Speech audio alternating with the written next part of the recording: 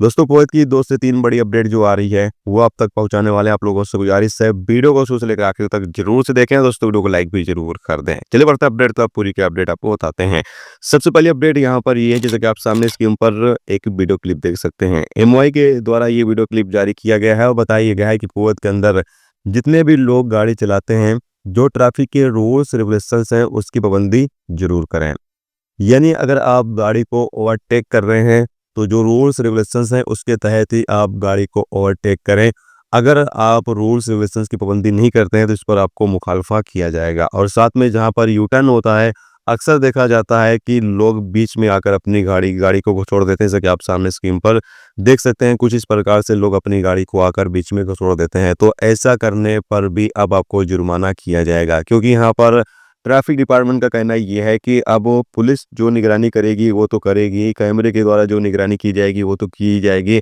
साथ में जहां पर कैमरे वगैरह नहीं लगे हुए हैं वहां पर ड्रोन से लोगों की निगरानी की जाएगी। यानी ड्रोन के जरिए लोगों को देखा जाएगा और जो लोग भी ट्रैफिक के रूल्स रेगुलेशंस की पाबंदी नहीं करेंगे उन लोगों के खिलाफ कानूनी कार्रवाई की जाएगी। जैसे कि आप सामने स्क्रीन पर देख सकते हैं, एमवाई की टीम लगातार यहाँ पर लोगों के खिलाफ कानूनी कार्रवाई कर रही है। तो जो लोग भी कुवैत के अंदर ड्राइवर हैं, ड्राइविंग करते हैं, उन लोगों को अब काफ़ी ज़्यादा सतर्क और सावधान रहने की ज़रूरत है।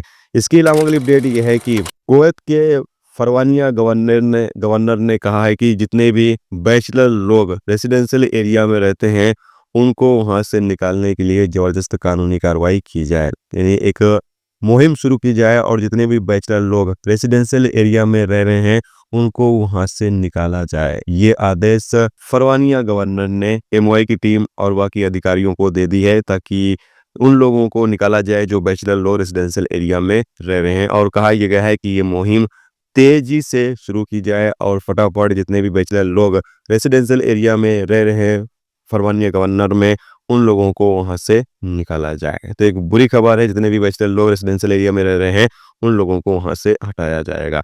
इसके साथ अगली अपडेट यह है कि कुवैत के अंदर मछली खाने के शौकीन लोगों के लिए एक बुरी खबर आ रही है। यहाँ पर बताया गया है कि सार्क मछली मार्केट में मौजूदा देखा जा रहा है कि मछली की जो प्राइस है वो बढ़ी हुई है, यानी मछली का रेट बढ़ा हुआ है। 1 केडी से थोड़ा ज़्यादा कीमत पर मछली बेची जा रही है।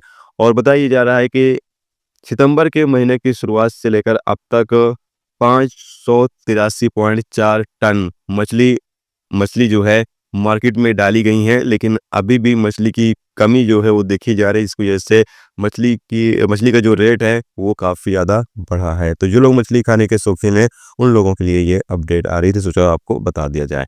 तो ये कुछ जरूरी खबरें थी, जरूरी अपडेट थी कुवैत की, जो आप तक पहुंचा दी गई। उम्मीद करता हूँ ये वीडियो, ये जानकारी आपको अच्छी लगी हो। अच्छी लगी तो प्लीज़ दोस्तों वीडियो को लाइक करके जरूर जाएं।